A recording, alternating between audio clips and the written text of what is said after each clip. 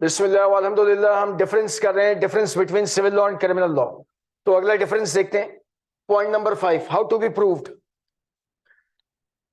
Before the court of law. Civil case कैसे prove किया जाएगा, कैसे स्टैब्लिश किया जाएगा। Before the court of law criminal case कैसे प्रूव किया जाएगा, कैसे स्टैब्लिश किया जाएगा। पहले एक बात तो समझ लें, हम सीए करने जा रहे हैं, हम चार्टर्ड अकाउंटेंट बनने जा रहे हैं, हम अकाउंटिंग के चैंपियन बनने जा रहे हैं, हम इस बात के चैंपियन बनने जा रहे हैं कि क्लाइंटल कंपनी के अकाउंट्स का ऑडिट किस तरह किया जाएगा, मिस एप्रोप्रिएशन घोटाले को किस तरह पकड़ा जाएगा अकाउंट्स की मदद से। हम लॉयर बनने नहीं जा रहे। तो मुझे ये समझ में नहीं आता है कि एक चार्टर्ड अकाउंटेंट 4-5 रजिस्टर की मदद से कैसे ये डिस्कवर कर देता है कि मिस एप्रोप्रिएशन हुआ है, घोटाला हुआ है, गबन हुआ है। क्यों नहीं समझ में आता? Because this is not my cup of T. तो इसी तरह हम इस चक्कर में नहीं पड़ेंगे कि before the court of law क्या केस कैसे प्रूव होगा, कैसे स्टैब्लिश होगा। क्यों? क्योंकि this is not our cup of T. जिसका काम उसी को समझे, लॉयर का काम है वही समझे। जिस तरह आप यहाँ पर कोर्सेज बहुत सारे पढ़ रहे हैं, लॉयर भी 70-80 कोर्सेज पढ़ता है। आप आर्टिकलशिप करते हैं, वो भी आर्टिकलशिप करता है, फिर उसको लॉ प्रैक्टिस करने का लाइसेंस मिलता है। लेकिन एक आइडिया ले लेते हैं, आइडिया ले रहे हैं। तो इस पूरे कोर्स में इस डिबेट में मत पड़िएगा यार कोर्ट ऑफ लॉ के सामने ये चीज कैसे प्रूव होगी, कैसे स्टैब्लिश होगी। Okay, how to be proved? A civil case is proved on the basis on the balance of probability. A civil case is proved on the balance of probability. क्या मतलब? बैलेंस कहते हैं पलड़े को, तराजू को, जो फिजिक्स लैब में होता है, केमिस्ट्री लैब में होता है, जो बाजार मार्केट में होता है दुकानदार के पास। प्रोबेबिलिटी का मतलब इम्कान। A civil case is proved on the balance of probability. अगर ए ने बी के खिलाफ केस फाइल किया है, योर ऑनर बी ने ब्रीच ऑफ कॉन्ट्रैक्ट कर दिया, बी के ब्रीच ऑफ कॉन्ट्रैक्ट की वजह से मुझे ये लॉस हो रहा है, बी के ब्रीच ऑफ कॉन्ट्रैक्ट की वजह से मुझे ये लॉस हो रहा है, ये लॉस हुआ है, ये लॉस होगा। तो ए अपने विटनेसेस लेकर आता है, ए अपने डॉक्यूमेंट्री एविडेंस लेकर आता है, ए के पास जो कुछ एविडेंस अवेलेबल है वो before the court of law court of law के सामने रखेगा। इसी तरह बी भी अपने विटनेसेस लेकर आएगा, अपने डॉक्यूमेंट्री एविडेंस लेकर आएगा। दोनों अपना अपनी कहानियां सुना रहे होंगे।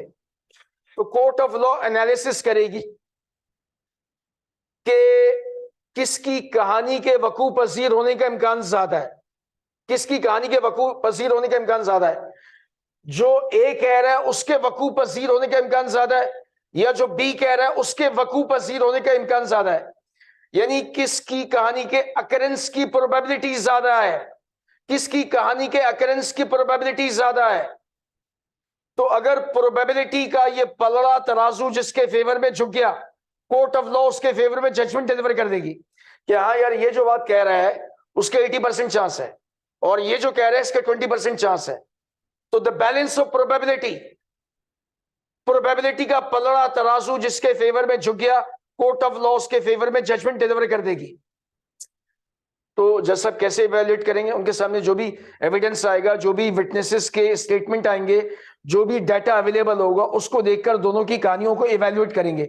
या इसके कहानी के अकरेंस की प्रोबेबिलिटी ज्यादा है, या इसके कहानी के अकरेंस की प्रोबेबिलिटी ज्यादा है।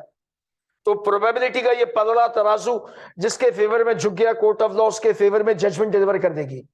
तो हमने क्या कहा? हमने ये कहा civil cases proved on the balance of probability. ये एमसीक्यू हो गया। अब आगे आते हैं क्रिमिनल केस में। प्रोसिक्यूशन, प्रोसिक्यूशन का मतलब सरकारी वकील, जो हमने पिछली रिकॉर्डिंग में फ्रेज सुनी है, समझी है, सीखी है। Prosecution must prove his criminal case beyond any reasonable doubt, beyond any reasonable doubt. Doubt होता है मियां बीवी में, डाउट होता है सास और बहू में, ये डाउट नहीं है, ये रीजनेबल डाउट है। रीजनेबल डाउट का मतलब वो डाउट जिसके साथ कोई सपोर्टिंग सर्कमस्टेंसेज हैं, जिसके पीछे कोई लॉजिक है, रैशनल है, मंतक है, सपोर्टिंग सर्कमस्टेंसेज हैं। तो सरकारी वकील ने एक्यूज के खिलाफ, जो एक्यूज मर्डर का है, एक्यूज के खिलाफ जो केस एस्टैब्लिश करना है, उसमें रत्ती भर भी 1% भी रीजनेबल डाउट एक्यूज के फेवर में ना हो। अगर 1% रीजनेबल डाउट, रीजनेबल डाउट कह रहे हैं, डाउट नहीं कह रहे, अगर 1% रीजनेबल डाउट एक्यूज के फेवर में है कि इसने मर्डर नहीं किया, इसने रॉबरी नहीं की, इसने डकैती नहीं की, तो फिर कोर्ट ऑफ लॉस को ओरिजिनल पनिशमेंट नहीं देगी। मर्डर के केस में सजाए मौत, रॉबरी डकैती के केस में इंप्रिजनमेंट। तो अगर सरकारी वकील ये चाहता है कि इसको ओरिजिनल पनिशमेंट मिले तो उसको अपना केस प्रूव करना होगा बियॉन्ड एनी रीजनेबल डाउट। तो ये किसी भी केस को प्रूव करने का बहुत ही स्ट्रिक्ट सख्त क्राइटेरिया है। तो आप बोलेंगे ऐसा क्यों है?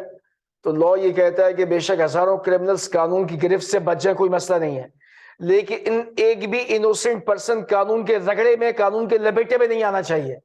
तो इसलिए ये स्ट्रिक्ट क्राइटेरिया है कि prosecution must prove the criminal case beyond any reasonable doubt, कि एक भी इनोसेंट बंदा कानून के रगड़े में नहीं आना चाहिए। आगे आते हैं सिविल लॉ। क्रिमिनल लॉ में पनिशमेंट होती है। पनिशमेंट क्यों होती है? क्योंकि लॉ ने इनडायरेक्टली मेंशन कर दिया है भाई ये रॉबरी है, इसकी डेफिनेशन ये, इसकी पनिशमेंट ये है, ये किडनैपिंग है, ये अबडक्शन है, इनकी डेफिनेशन है, ये रेप है, ये टेररिज्म है, ये मर्डर है, इसकी ये डेफिनेशन है और ये पनिशमेंट है। तो लॉ ने जब एक काम करने से मना कर दिया और कोई बंदा वो ऑफेंस कमिट करता है, वो क्राइम कमिट करता है, तो हम ये कहेंगे he or she has committed a crime, he or she has committed a crime. तो क्रिमिनल लॉ में पनिशमेंट होती है क्योंकि स्टेट ने आपको इस काम करने से मना किया और आपने वो काम किया है, तो now you will be punish. Punishment का ऑब्जेक्टिव है डेटरेंट, ताकि अगला कोई बंदा फिर इस तरह की हरकत ना करे। अगर वो देखेगा यार इसने मर्डर किया, इसने रॉबरी की, इसको सजा मिल गई है, अगर मैंने भी यही काम किया मुझे भी सजा मिलेगी, तो क्रिमिनल लॉ में there is punishment. Common sense की बात है। अब्बा जी ने कहा यार घर जो है वो 10 बजे से पहले आना है, 10 बजे के बाद घर जाएंगे, अब्बा जी छितर मारेंगे। तो अगर कोई फॉरबिडन एक्ट होता है और वो कोई फॉरबिडन एक्ट करता है, उसको पनिशमेंट मिलेगी। सिविल लॉ में कोई फॉरबिडन एक्ट की कहानी नहीं है। सिविल लॉ का क्राइम से कोई ताल्लुक ही नहीं है। सिविल लॉ का प्रोहिबिशन, मुमानत, फॉरबिडन एक्ट से कोई ताल्लुक ही नहीं है। Breach of contract forbidden act नहीं है। म्यूजिक लाउडर वॉल्यूम में प्ले करना फॉरबिडन एक्ट नहीं है। डिफेक्टिव गुड्स डिलीवर करना फॉरबिडन एक्ट नहीं है। गुड्स लेट डिलीवर करना फॉरबिडन एक्ट नहीं है। फैक्ट्री में प्लांट गलत तरीके से इंस्टॉल करना फॉरबिडन एक्ट नहीं है। फॉरबिडन एक्ट जो है वो सीवियर नेचर के हैं। The whole society is affected, यहां पर एक इंडिविजुअल इज इफेक्टेड। तो in civil law there is no concept of punishment. आगे आते हैं रेमेडीज। सिविल लॉ में रेमेडीज होती है, क्रिमिनल लॉ में रेमेडीज नहीं होती। अब रेमेडी का क्या मतलब है, पहले मतलब समझते हैं। यहां पे रेमेडी की डेफिनेशन लिखी हुई है, मेरे सर पे से गुजर गई, फिर भी आपको पढ़ के सुना देता हूं। The means by which a right is enforced or the violation of a right is prevented, redressed or compensated. मैं पीले स्कूल का हूं, मुझे अंग्रेजी नहीं आती, मेरे सर पे से गुजर गई। इसको समझने के लिए कुछ एग्जाम्पल लेते हैं। मॉन्टेसरी का सीन है। मॉन्टेसरी में कितने एज के बच्चे होते हैं? 3 साल, 3.5 साल, पौने 4 साल। एक बच्चे ने दूसरे बच्चे को स्लैप कर दिया। The child who has been slapped while weeping he says, मैं ना अपनी मम्मा को बताऊंगा, मैं ना तुम्हारी मम्मा को बताऊंगा, मैं ना मिस से कंप्लेन करूंगा। मेरी मम्मा, तुम्हारी मम्मा, मिस, ये वो सोर्सेज हैं जिसपे वो नॉक करके अपने आप को फ्यूचर में पिटने से बचा सकता है। तो वो सोर्सेस जिसके जरिए हम अपने राइट्स हासिल कर सकें, वो सोर्सेस जिसके जरिए हम अपने राइट्स कोर्ट ऑफ लॉ के जरिए इन्फोर्स, नाफिज करवा सकें, वो सोर्सेस जिसके जरिए हम अपने राइट्स की वायलेशन प्रिवेंट करवा सकें, राइट्स की वायलेशन प्रिवेंट करवा सकें। वो अपने जानवरों को लेकर रोजाना आपके खेतों में आ जाता है, आपने उसके खिलाफ केस फाइल कर दिया, कोर्ट ऑफ लॉ ने उसको रोक दिया।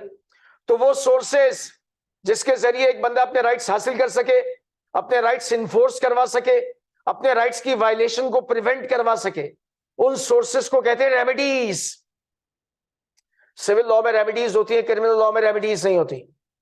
मतलब डैमेजेस के आखिर में एस लगा हुआ है, तो जब डैमेजेस के आखिर में एस लगा हुआ है इसका मतलब है मॉनेटरी कंपनसेशन।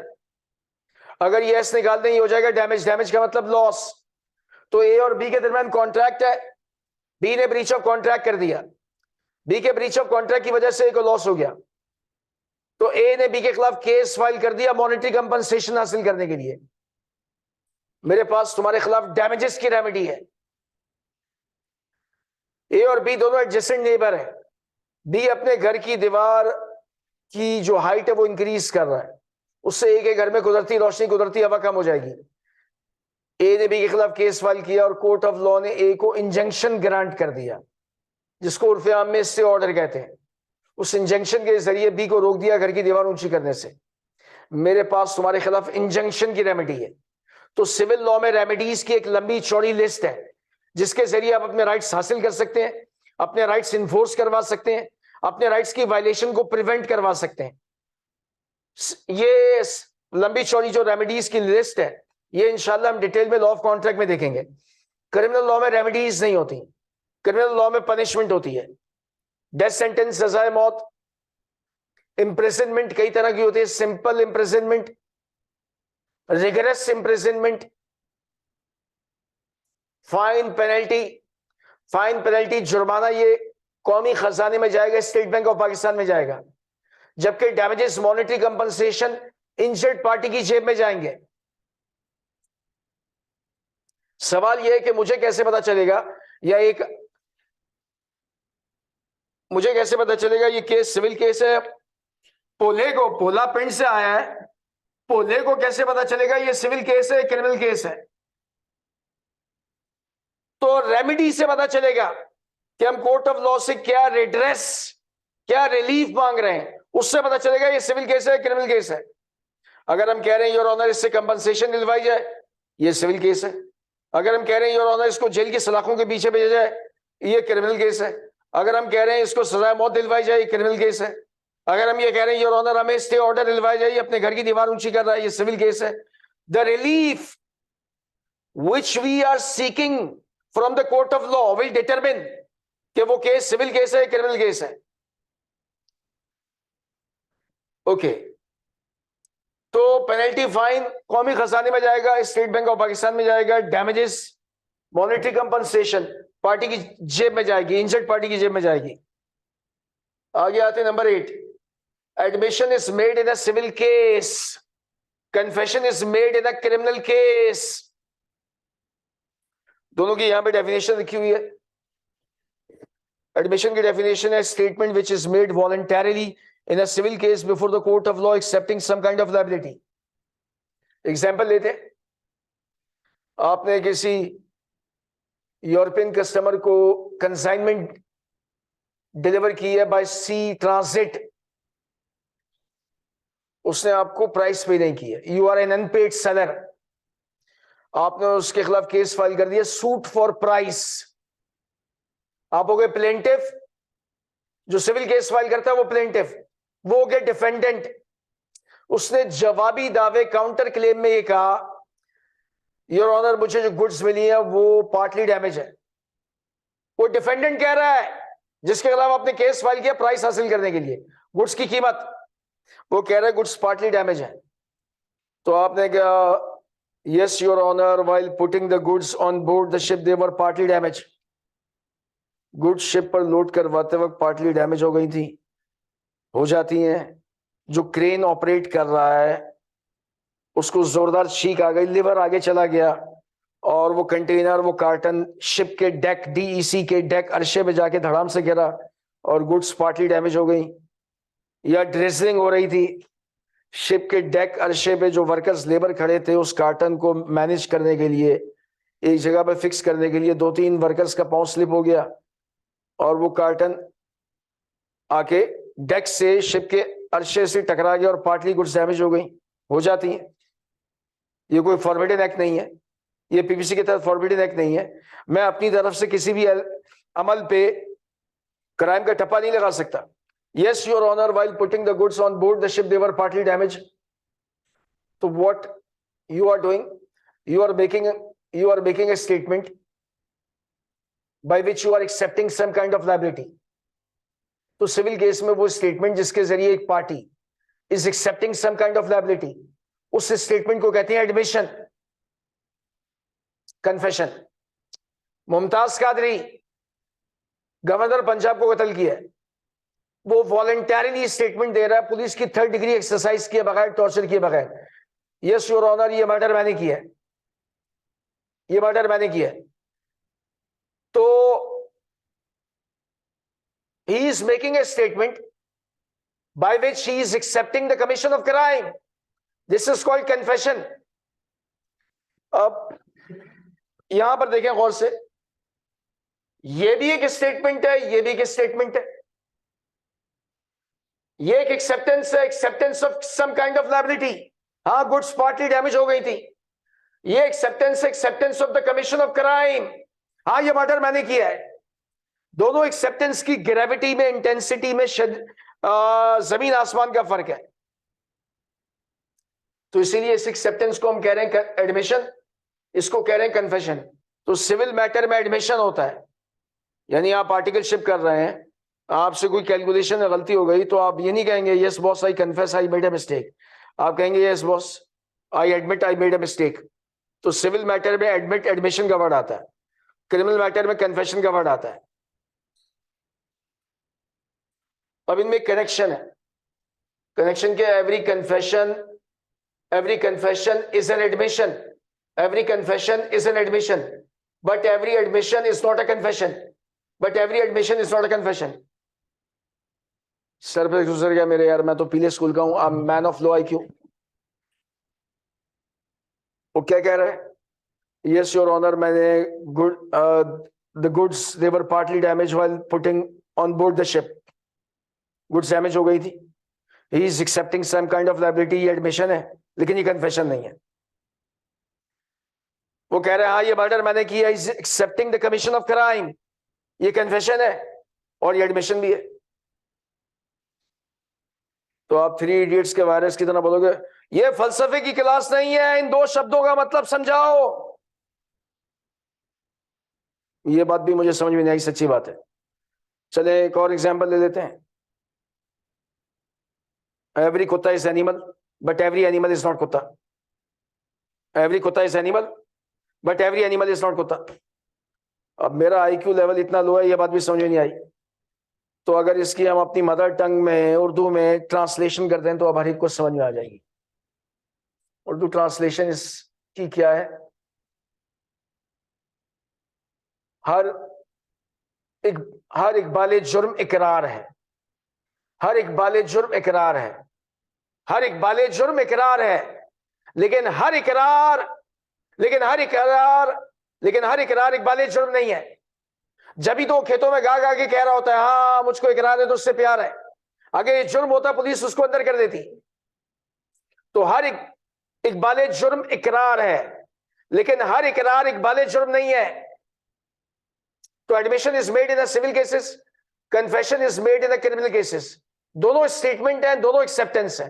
एक acceptance of some kind of liability, दूसरी acceptance of the commission of crime. तो ये कुछ डिफरेंसेस थे। हास्ता लाविस्ता।